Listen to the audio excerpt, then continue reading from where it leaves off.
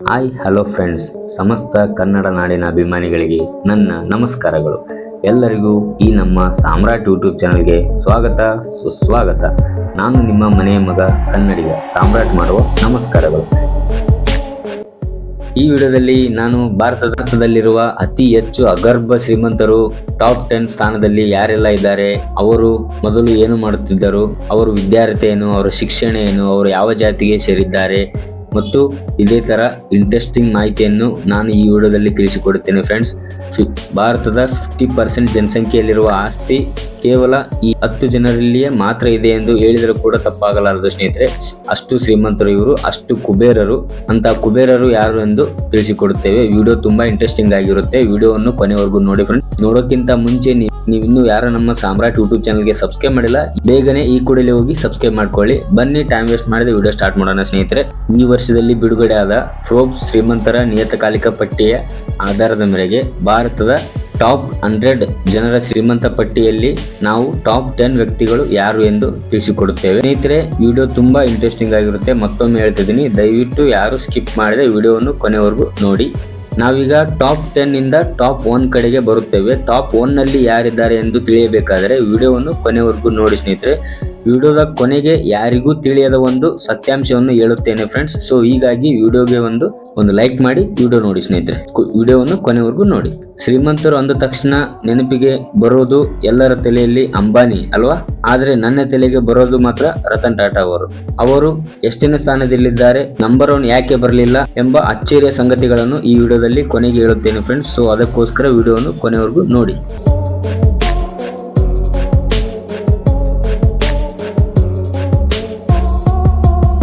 Top 10 ನಲ್ಲಿ ಯಾರಿದ್ದಾರೆ ಅಂದ್ರೆ ಲಕ್ಷ್ಮಿ ಮಿತ್ತಲ್. ಟಾಪ್ 10 ನಲ್ಲಿ ಸ್ನೇಹಿತರೆ, ಟಾಪ್ 1 ನಲ್ಲಿ ಅಲ್ಲ, ಟಾಪ್ 10 ನಲ್ಲಿ ಯಾರಿದ್ದಾರಪ್ಪ ಅಂದ್ರೆ ಲಕ್ಷ್ಮಿ ಮಿತ್ತಲ್. ಇವರು ರಾಜಸ್ಥಾನ್ ರಾಜ್ಯದವರು. ಇವರು ಮೂಲತಃ ಮಾರ್ವಾಡಿ ಸಮುದಾಯಕ್ಕೆ ಸೇರಿದವರಾಗಿದ್ದಾರೆ ಹಾಗೂ ಇವರು ಬಿಕಾಂ ಪದವಿಯನ್ನು ಮುಗಿಸಿದ್ದಾರೆ ಸ್ನೇಹಿತರೆ. ಈಗ ಇವರು ಒಟ್ಟು ಆಸ್ತಿ ಎಷ್ಟಪ್ಪ ಅಂದ್ರೆ $16.6 ಬಿಲಿಯನ್ ಸ್ನೇಹಿತರೆ. ಅಂದ್ರೆ ನಮ್ಮ ದೇಶದ ಕರೆನ್ಸಿಯಲ್ಲಿ ಎಷ್ಟಾಗುತ್ತದೆ ಅಂದ್ರೆ 1.3 ಲ್ಯಾಕ್ ಕ್ರೋಸ್ ಅಂದ್ರೆ 1,36,100 ಕೋಟಿ ಆಸ್ತಿಯನ್ನು ಹೊಂದಿದ್ದಾರೆ ಸ್ನೇಹಿತರೆ. ಇವರು ಒಂದಿ top 10 richest man in India list ನಲ್ಲಿ ಸೇರಿದ್ದಾರೆ ಸ್ನೇಹಿತರೆ. ನೆಕ್ಸ್ಟ್ ಟಾಪ್ 9 ಅಲ್ಲಿ ಯಾರು ಬರ್ತಾರಪ್ಪ ಅಂದ್ರೆ ರಾಧಾ ಕಿಶನ್ ದಮಾಣಿ. ಇವರು ಕೂಡ ರಾಜಸ್ಥಾನ್ ರಾಜ್ಯದವರು. ಇವರು ಮೂಲತಃ ಹಿಂದೂ ಮಾರ್ವಾಡಿ ಸಮುದಾಯಕ್ಕೆ ಸೇರಿದವರಾಗಿದ್ದಾರೆ ಹಾಗೂ ಇವರು ಬಿಕಾಂ ಪದವಿಯನ್ನು ಮುಗಿಸಿದ್ದಾರೆ ಸ್ನೇಹಿತರೆ. ಇವರು ಯಾರು ಎಂದು ನಿಮಗೆ ಗೊತ್ತಾ ಸ್ನೇಹಿತರೆ? ನೀವೆಲ್ಲ ನೋಡೇ ಇರುತ್ತೀರ, ಡಿಮಾರ್ಟ್ ಅನ್ನೋ ಕಂಪ್ನಿ ನೀವು ನೋಡಿರ್ತೀರ ಸ್ನೇಹಿತರೆ. ಡಿಮಾರ್ಟ್ ಅಲ್ಲಿ ಭಾರತದಲ್ಲಿ ಎಷ್ಟು ಡಿಮಾರ್ಟ್ ಕಂಪ್ನಿಗಳಿವೆ, ಇವೆಲ್ಲದರ ಓನರ್ ಇವರೇ ನೋಡಿ ಸ್ನೇಹಿತರೆ. ಯಾರು? ರಾಧಾ ಕಿಶನ್ ದಮಾಣಿ ಅವರು, ಡಿಮಾರ್ಟ್ ನ ಓನರ್ ಸ್ನೇಹಿತರೆ. ಇವರ ಒಟ್ಟು ಆಸ್ತಿ ಎಷ್ಟಪ್ಪ ಅಂದ್ರೆ $18.9 ಬಿಲಿಯನ್ ಅಂದ್ರೆ ನಮ್ಮ ಭಾರತ ದೇಶದ ಕರೆನ್ಸಿಯಲ್ಲಿ 1.9 ಲಕ್ಷ ಕೋಟಿ ಸ್ನೇಹಿತರೆ ಆಸ್ತಿಯನ್ನು ಹೊಂದಿದ್ದಾರೆ. ಆಸ್ತಿಯನ್ನು ಹೊಂದಿ top 9 richest man in India list ಅಲ್ಲಿ ಸೇರಿದ್ದಾರೆ ಸ್ನೇಹಿತರೆ. ನೆಕ್ಸ್ಟ್ ಟಾಪ್ 8 ಅಲ್ಲಿ ಯಾರಿದಾರಪ್ಪ ಅಂದ್ರೆ ಕುಮಾರ್ ಮಂಗಳಂ ಬಿಲ್ಲಾ. ಇವರು ಪಶ್ಚಿಮ ಬಂಗಾಳದ ಕಲ್ಕತ್ತಾದವರು. ಇವರು ಕೂಡ ಮಾರ್ವಾಡಿ ಸಮುದಾಯಕ್ಕೆ ಸೇರಿದ್ದಾರೆ ಹಾಗೂ ಇವರು MBA ಪದವಿಯನ್ನು ಮುಗಿಸಿದ್ದಾರೆ. ಈಗ ಇವರು ಒಟ್ಟು ಆಸ್ತಿ ಎಷ್ಟಪ್ಪ ಅಂದ್ರೆ $21.8 ಬಿಲಿಯನ್ ಸ್ನೇಹಿತರೆ. ಅಂದ್ರೆ ನಮ್ಮ ಇಂಡಿಯಾದ ಕರೆನ್ಸಿಯಲ್ಲಿ 1.9 ಲಕ್ಷ ಕೋಟಿ ರೂಪಾಯಿ ಆಸ್ತಿಯನ್ನು ಹೊಂದಿದ್ದಾರೆ ಸ್ನೇಹಿತರೆ. ಒಂದಿ top 8 richest man in India ಲಿಸ್ಟಿಗೆ ಸೇರಿದ್ದಾರೆ. Next top 7 Cyrus ಪೂನಾವಲ್ಲಾ.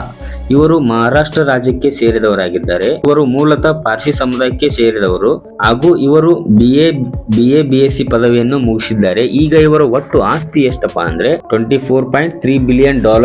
ನಮ್ಮ ಭಾರತದ ದೇಶದ ಕರೆನ್ಸಿಯಲ್ಲಿ 2 ಲಕ್ಷ ಕೋಟಿ ಆಸ್ತಿಯನ್ನು ಹೊಂದಿದ್ದಾರೆ ಸ್ನೇಹಿತರೆ. 2 ಲಕ್ಷ ಕೋಟಿ ಆಸ್ತಿಯನ್ನು ಹೊಂದಿ top 7 richest man in India list ಅಲ್ಲಿ ಸೇರಿದ್ದಾರೆ ಸ್ನೇಹಿತರೆ. ನೆಕ್ಸ್ಟ್ ಟಾಪ್ 6 ಅಲ್ಲಿ ಯಾರು ಇರ್ತಾರಪ್ಪ ಅಂದ್ರೆ ಶಿವ ನಾರ್ಡರ್. ಇವರು ತಮಿಳುನಾಡು ರಾಜ್ಯಕ್ಕೆ ಸೇರಿದವರಾಗಿದ್ದಾರೆ. ಇವರು ಮೂಲತಃ ತಮಿಳಿಯನ್ಸ್ ಸಮುದಾಯಕ್ಕೆ ಸೇರಿದವರು ಮತ್ತು ಇವರು electrical and electronics in engineering ಎಂಬ ಪದವಿಯನ್ನು ಮುಗಿಸಿದ್ದಾರೆ ಸ್ನೇಹಿತರೆ. ಈಗ ಇವರ ಒಟ್ಟು ಆಸ್ತಿ ಎಷ್ಟಪ್ಪ ಅಂದ್ರೆ $34.9 ಬಿಲಿಯನ್ ಸ್ನೇಹಿತರೆ. ಅಂದ್ರೆ ನಮ್ಮ ಭಾರತದ ದೇಶದ ಕರೆನ್ಸಿಯಲ್ಲಿ 2.75 ಲಕ್ಷ ಕೋಟಿ ರು ಆಸ್ತಿಯನ್ನು ಹೊಂದಿ top 6 richest man in India ಲಿಸ್ಟ್ಗೆ ಸೇರಿದ್ದಾರೆ ಸ್ನೇಹಿತರೆ ಇವರು ಕೂಡ. ನೆಕ್ಸ್ಟ್ ಟಾಪ್ 5 ಅಲ್ಲಿ ಯಾರು ಬರ್ತಾರಪ್ಪ ಅಂದ್ರೆ ಸಾವಿತ್ರಿ ಜಿಂದಾಲ್. ಇವರು ಅಸ್ಸಾಂ ರಾಜ್ಯಕ್ಕೆ ಸೇರಿದವರಾಗಿದ್ದಾರೆ ಸ್ನೇಹಿತರೆ. ಇವರು ಮೂಲತಃ ಹಿಂದೂ ಮಾರ್ವಾಡಿ ಕುಟುಂಬಕ್ಕೆ ಸೇರಿದವರು ಹಾಗೂ ಇವರು BA ಪದವಿಯನ್ನು ಮುಗಿಸಿದ್ದಾರೆ. ಈಗ ಇವರ ಒಟ್ಟು ಆಸ್ತಿ ಎಷ್ಟಪ್ಪ ಅಂದ್ರೆ $37.7 ಬಿಲಿಯನ್ ಸ್ನೇಹಿತರೆ. ಅಂದ್ರೆ ನಮ್ಮ ದೇಶದ ಕರೆನ್ಸಿಯಲ್ಲಿ 3.7 ಲಕ್ಷ ಕೋಟಿ ರೂಪಾಯಿ ಆಸ್ತಿಯನ್ನು ಹೊಂದಿ top 5 richest women in India list ನಲ್ಲಿ ಸೇರಿದ್ದಾರೆ ಸ್ನೇಹಿತರೆ. ನೆಕ್ಸ್ಟ್ ಟಾಪ್ 4 ಅಲ್ಲಿ ಯಾರು ಬರ್ತಾರಪ್ಪ ಅಂದ್ರೆ ದಿಲೀಪ್ ಸ್ಯಾಂಘ್ವಿ. ಇವರು ಗುಜರಾತ್ ರಾಜ್ಯಕ್ಕೆ ಸೇರಿದವರಾಗಿದ್ದಾರೆ. ಇವರು ಮೂಲತಃ ಹಿಂದೂ ವೈಷ್ಣವ ಸಮುದಾಯಕ್ಕೆ ಸೇರಿದವರು ಹಾಗೂ ಇವರು BCom ಪದವಿಯನ್ನು ಮುಗಿಸಿದ್ದಾರೆ. ಈಗ ಇವರ ಒಟ್ಟು ಆಸ್ತಿ $26.7 ಬಿಲಿಯನ್ ಸ್ನೇಹಿತರೆ. ಅಂದ್ರೆ ನಮ್ಮ ದೇಶದ ಕರೆನ್ಸಿಯಲ್ಲಿ 2.5 ಲಕ್ಷ ಕೋಟಿ ಆಸ್ತಿಯನ್ನು ಹೊಂದಿ top 4 richest man in India list ನಲ್ಲಿ ಸೇರಿದ್ದಾರೆ ಸ್ನೇಹಿತರೆ. ನೆಕ್ಸ್ಟ್ ಟಾಪ್ 3 ಯಾರಿದ್ದಾರಪ್ಪ ಅಂದ್ರೆ ರೋಶ್ನಿ ನಾದರ್ ಮಲ್ಹೋತ್ರಾ. ಇವರು ದೆಹಲಿಗೆ ಸೇರಿದವರಾಗಿದ್ದಾರೆ ಸ್ನೇಹಿತರೆ. ಇವರು ಮೂಲತಃ ತಮಿಳಿಯನ್ ಸಮುದಾಯಕ್ಕೆ ಸೇರಿದವರಾಗಿದ್ದಾರೆ ಹಾಗೂ ಇವರು MBA ಪದವಿಯನ್ನು ಮುಗಿಸಿದ್ದಾರೆ ಸ್ನೇಹಿತರೆ. ಈಗ ಇವರ ಒಟ್ಟು ಆಸ್ತಿ $45 ಬಿಲಿಯನ್. ಅಂದ್ರೆ ನಮ್ಮ ಭಾರತದ ಕರೆನ್ಸಿಯಲ್ಲಿ 3.5 ಲಕ್ಷ ಕೋಟಿ ರು ಆಸ್ತಿಯನ್ನು ಹೊಂದಿದ್ದಾರೆ ಸ್ನೇಹಿತರೆ. ಹೊಂದಿ top 3 richest women in India ಲಿಸ್ಟ್ಗೆ ಸೇರಿದ್ದಾರೆ ಸ್ನೇಹಿತರೆ. ನೆಕ್ಸ್ಟ್ ನೋಡೋಣ ಸ್ನೇಹಿತರೆ ಟಾಪ್ 2 ಅಲ್ಲಿ ಯಾರು ಬರ್ತಾರಪ್ಪ ಅಂದ್ರೆ ಗೌತಮ್ ಅದಾನಿ. ಇವರು ಮೂಲತಃ ಗುಜರಾತ್ನ ಅಹಮದಾಬಾದಿನವರು. ಇವರು ಮೂಲತಃ ಜೈನ್ ಧರ್ಮಕ್ಕೆ ಸೇರಿದವರಾಗಿದ್ದಾರೆ ಹಾಗೂ ಇವರು BCom ಪದವಿಯನ್ನು ಮುಗಿಸಿದ್ದಾರೆ. ಈಗ ಇವರ ಒಟ್ಟು ಆಸ್ತಿ ಅಂದ್ರೆ ಸ್ನೇಹಿತರೆ ಆಸ್ತಿ $60 ಬಿಲಿಯನ್. ಅಂದ್ರೆ ನಮ್ಮ ಭಾರತದ ಕರೆನ್ಸಿಯಲ್ಲಿ 5.4 ಲಕ್ಷ ಕೋಟಿ ರು ಆಸ್ತಿಯನ್ನು ಹೊಂದಿ top 2 richest man in India ಲಿಸ್ಟ್ಗೆ ಸೇರಿದ್ದಾರೆ ಸ್ನೇಹಿತರೆ. ನೆಕ್ಸ್ಟ್ ನೀವೆಲ್ಲರೂ ಕಾದು ನೋಡುವ ಹಾಗೆ ಎಲ್ಲರಿಗೂ ಗೊತ್ತೇ ಇರುತ್ತೆ ಟಾಪ್ 1 ರಿಚೆಸ್ಟ್ ಮ್ಯಾನ್ ಯಾರು ಅಂದ್ರೆ ಅದೇ ಮುಖೇಶ್ ಅಂಬಾನಿ ಅವರು. ಇವರು ಮೂಲತಃ ಗುಜರಾತ್ ರಾಜ್ಯಕ್ಕೆ ಸೇರಿದವರು ಸ್ನೇಹಿತರೆ ಮತ್ತು ಇವರು ಹಿಂದೂ ವೈಷ್ಣವ ಸಮುದಾಯಕ್ಕೆ ಸೇರಿದವರಾಗಿದ್ದಾರೆ. ಈಗ ಇವರ ಒಟ್ಟು ಆಸ್ತಿ ಎಷ್ಟಪ್ಪ ಅಂದ್ರೆ ಸ್ನೇಹಿತರೆ ಶಾಕ್ ಆಗ್ತೀರಾ ನೀವು ಕೇಳಿದ್ರೆ $120 ಬಿಲಿಯನ್. ಅಂದ್ರೆ ನಮ್ಮ ದೇಶದ ಕರೆನ್ಸಿಯಲ್ಲಿ 9.10 ಲಕ್ಷ ಕೋಟಿ ಆಸ್ತಿಯನ್ನು ಹೊಂದಿ top 1 richest man in India ಲಿಸ್ಟ್ಗೆ ಸೇರಿದ್ದಾರೆ ಸ್ನೇಹಿತರೆ. ಇವರ ಆಸ್ತಿ ಅಂದಾಜು ಒಂದು ರಾಜ್ಯದ GDPಗೆ ಸಮ ಸ್ನೇಹಿತರೆ. ಅದು ಯಾವ ರಾಜ್ಯಪ್ಪ ಅಂದ್ರೆ ಅಸ್ಸಾಂ ರಾಜ್ಯದ GDPಗಿಂತ ಹೆಚ್ಚಿದೆ ಸ್ನೇಹಿತರೆ. ಅಸ್ಸಾಂ ರಾಜ್ಯದ GDP 7 ಲಕ್ಷ ಇದ್ದರೆ ಇವ್ರದ್ದು 9 ಲಕ್ಷ ಕೋಟಿ ಆಸ್ತಿಯನ್ನು ಹೊಂದಿ ನಮ್ಮ ದೇಶದ ಟಾಪ್ 1 ಶ್ರೀಮಂತ ವ್ಯಕ್ತಿಯಾಗಿ ಗುರುತಿಸಿಕೊಂಡಿದ್ದಾರೆ ಸ್ನೇಹಿತರೆ. ಸೊ ಫ್ರೆಂಡ್ಸ್ ನೋಡ್ರಿ, ಇದಿಷ್ಟು ಟಾಪ್ 10 ಶ್ರೀಮಂತರ ಪಟ್ಟಿಯ ಬಗ್ಗೆ ತಿಳಿಸಿಕೊಡಲಾಗಿದೆ. ಈಗ ಕೆಲವೊಂದು ನೈಜ ಘಟನೆಗಳನ್ನು ಹೇಳುತ್ತೇನೆ ಸ್ನೇಹಿತರೆ. ಅದು ಏನಪ್ಪಾ ಅಂದ್ರೆ ಇವ್ರು ನೋಡಿ ಎಷ್ಟು ಶ್ರೀಮಂತರೆಂದರೆ ಇವರು ಮನಸ್ಸು ಮಾಡಿದ್ರೆ ನಮ್ಮ ಭಾರತದಲ್ಲಿರುವ ಅತ್ಯಂತ ಬಡ ಗ್ರಾಮ ಮತ್ತು ಬಡ ಜಿಲ್ಲೆಗಳನ್ನು ದತ್ತಕ್ಕೆ ಪಡೆದುಕೊಂಡರೆ ನಮ್ಮ ದೇಶದ ಬಡತನ ನಿರ್ಮೂಲನೆ ಆಗುತ್ತೆ ಸ್ನೇಹಿತರೆ. ಅಷ್ಟು ಆಗಿಲ್ಲ ಅಂದ್ರೂ ಕೂಡ ಸ್ನೇಹಿತರೆ 50% ಬಡತನ ಆದ್ರೂ ಕೂಡ ಕಡಿಮೆ ಆಗುತ್ತೆ ಸ್ನೇಹಿತರೆ. ಇವರು ಏನಾದ್ರೆ ಯಾವ್ದಾರ ನಮ್ಮ ದೇಶದಲ್ಲಿರುವಂತಹ ಬಡ ಜಿಲ್ಲೆಗಳು ಬಡ ಗ್ರಾಮಗಳನ್ನು ದತ್ತಕ್ಕೆ ತೆಗೆದುಕೊಂಡು ಅದನ್ನು ಅಭಿವೃದ್ಧಿಗೊಳಿಸಿದರೆ ಸ್ನೇಹಿತರೆ ನಮ್ಮ ಭಾರತದಲ್ಲಿ ಬಡತನ ಕಡಿಮೆ ಆಗುತ್ತದೆ ಸ್ನೇಹಿತರೆ ಎಂದು ನನ್ನ ಅಭಿಪ್ರಾಯ. ಇವರು ಟಾಪ್ 100 ಶ್ರೀಮಂತರು ಏನಿದಾರಲ್ಲ ಸ್ನೇಹಿತರೆ, ಟಾಪ್ 100 ಶ್ರೀಮಂತರ ಆಸ್ತಿ ಹೋಲಿಸಿದ್ರೆ ಭಾರತದಲ್ಲಿರುವ 50% ಜನಸಂಖ್ಯೆ ಅಂದ್ರೆ ನಮ್ಮ ಭಾರತ ಜನಸಂಖ್ಯೆ ಎಷ್ಟೈತ್ರಿ 140 ಕೋಟಿ ಅನ್ಕೊಂಡ್ರೆ 70 ಕೋಟಿ ಜನರಲ್ಲಿರುವಂತ ಆಸ್ತಿ ಕೇವಲ 100 ಜನರಲ್ಲಿದೆ ಎಂದು ಹೇಳಿದ್ರು ಕೂಡ ತಪ್ಪಾಗಲ್ಲ ಸ್ನೇಹಿತರೆ. ಅಷ್ಟು ಶ್ರೀಮಂತರು ಸ್ನೇಹಿತರೆ ಇವರು ಮನಸ್ಸು ಮಾಡಿದ್ರೆ ಯಾಕ್ರಿ ಬಡತನ ನಿರ್ಮೂಲನೆ ಮಾಡಕ್ ಆಗೋಲ್ಲ? ಯಾಕೆ ಇವರು ಗ್ರಾಮಗಳನ್ನು ದತ್ತಕ್ಕೆ ಪಡೆದುಕೊಂಡರೆ ಗ್ರಾಮಗಳು ಯಾಕೆ ಬಡತನದಿಂದ ನಿರ್ಮೂಲನೆ ಬರಲ್ಲ ಹೇಳಿ ಸ್ನೇಹಿತರೆ, ಹೌದಲ್ವಾ? ಆದರೆ ಮನಸ್ಸು ಮಾಡಿದ್ರೆ ಈ ಟಾಪ್ ಶ್ರೀಮಂತರು ನಮ್ಮ ದೇಶದಲ್ಲಿರುವ ಬಡತನ ಗ್ರಾಮಗಳನ್ನು ದತ್ತು ಪಡೆದು ಆ ಬಡತನದಿಂದ ನಿರ್ಮೂಲನೆ ಮಾಡಬಹುದು ಸ್ನೇಹಿತರೆ. ಆದರೆ ಅವರು ಅಂತ ಒಳ್ಳೆ ಕೆಲಸ ಮಾಡಲ್ಲ. ಸೊ ಯಾಕೆ ಈ ಮಾತು ಹೇಳ್ತಿದ್ದೇನೆ ಅಂದ್ರೆ, ಹಂಗ ಮಾಡಿದ್ರೆ ಅವರು ಮುಂದಿನ ವರ್ಷ ಟಾಪ್ 10 ಶ್ರೀಮಂತರ ಪಟ್ಟಿಯಲ್ಲಿ ಅವರ ಹೆಸರು ಇರುವುದಿಲ್ಲ. ಸೊ ಹೀಗಾಗಿ ಅವರು ಅದನ್ನು ಮಾಡಲ್ಲ. ಇದು ನನ್ನ ಮನದಾಳದ ಮಾತು ಸ್ನೇಹಿತರೆ, ಇದು ನನ್ನ ಅನಿಸಿಕೆ. ಇದರ ಬಗ್ಗೆ ನಿಮಗೆ ಏನ್ ಅನ್ಸುತ್ತೆ ಅಂತ ಕಮೆಂಟ್ ಮಾಡಿ, ಹೌದಾ ಸ್ನೇಹಿತರೆ? ಇನ್ನೊಂದು, ಟಾಪ್ 10 ಶ್ರೀಮಂತರ ಪಟ್ಟಿಯಲ್ಲಿರುವವರು ದಾನ ಮಾಡಲ್ಲ, ದಾನ ಮಾಡುವವರು ಟಾಪ್ 10 ಶ್ರೀಮಂತರ ಲಿಸ್ಟಿಯಲ್ಲಿ ಬರಲ್ಲ. ಹೇಗಿದೆ ನೋಡಿ ವ್ಯತ್ಯಾಸ. ಇದಕ್ಕೆ ಉತ್ತಮ ಉದಾಹರಣೆ ಎಂದರೆ ನಮ್ಮ ರತನ್ ಟಾಟಾ ಜಿ ಅವರು ಉದಾಹರಣೆ. ಈ ಮಾತಿಗೆ ಏನಂತಾರೆ ಕಮೆಂಟ್ ಮಾಡಿ.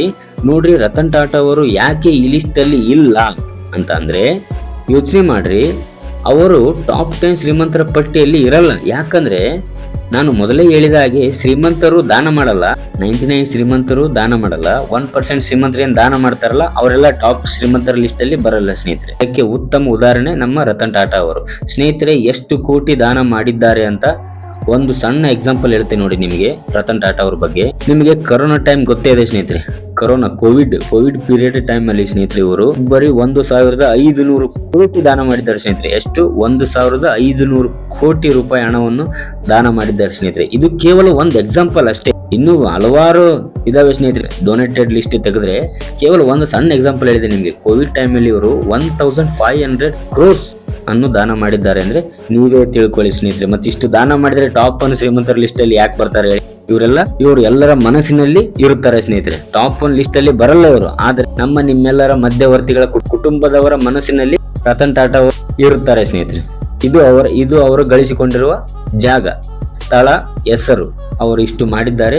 ಈಗಲೂ ಕೂಡ ಅವರು ರತನ್ ಟಾಟಾ ಕಂಪ್ನಿ ಕೂಡ ಅವ್ರಿಗೆ ರತನ್ ಟಾಟಾ ಅವರು ಯಾವೆಲ್ಲ ಪ್ಲಾನ್ ಹೇಳ್ಕೊಂಡು ಹೋಗಿದ್ರು ಅದೇ ತರ ಇವರು ಕೂಡ ದಾನ ಧರ್ಮ ಡೊನೇಟ್ಗಳನ್ನು ಈ ರತನ್ ಟಾಟಾ ಕಂಪ್ನಿಯವರು ಮಾಡುತ್ತಿದ್ದಾರೆ ಸ್ನೇಹಿತರೆ. ಮತ್ತೆ ಇಷ್ಟು ಕೋಟಿ ದಾನ ಮಾಡಿದವರು ಹೇಗೆ ಟಾಪ್ 10 ಶ್ರೀಮಂತರ ಪಟ್ಟಿಯಲ್ಲಿ ಬರುತ್ತಾರೆ ಹೇಳಿ ನೋಡೋಣ, ಹೌದಲ್ಲ?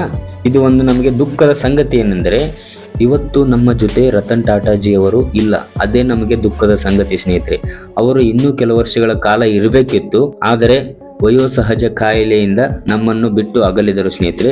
ಅವರ ಆತ್ಮಕ್ಕೆ ಶಾಂತಿ ಸಿಗಲಿ ಎಂದು ನಾನು ಹೃದಯಪೂರ್ವಕವಾಗಿ ಮನಸ್ಸಿನಿಂದ ಬೇಡಿಕೊಳ್ಳುತ್ತೇನೆ ಸ್ನೇಹಿತರೆ. ಸೊ ಫ್ರೆಂಡ್ಸ್, ಇದಿಷ್ಟು ಫೋರ್ಬ್ಸ್ ನಿಯತಕಾಲಿಕ ಪಟ್ಟಿಯ ಪ್ರಕಾರ ಭಾರತದಲ್ಲಿ ಟಾಪ್ 10 ಶ್ರೀಮಂತರು ಯಾರು, ಅವರು ಯಾವ ರಾಜ್ಯದವರು, ಯಾವ ಸಮುದಾಯಕ್ಕೆ ಸೇರಿದವರು ಮತ್ತು ಅವರ ಆಸ್ತಿ ಎಷ್ಟು, ಅವರು ಯಾವ ಪದವಿಯನ್ನು ಮುಗಿಸಿದ್ದಾರೆ, ಅವರ ಒಟ್ಟು ಆಸ್ತಿ ಎಷ್ಟು ಎಂದು ತಿಳಿಸಿಕೊಡುವ ಪ್ರಯತ್ನ. ಈ ವಿಡಿಯೋ ಇಷ್ಟ ಆದರೆ ಸ್ನೇಹಿತರೆ ಒಂದು ಲೈಕ್ ಮಾಡಿ.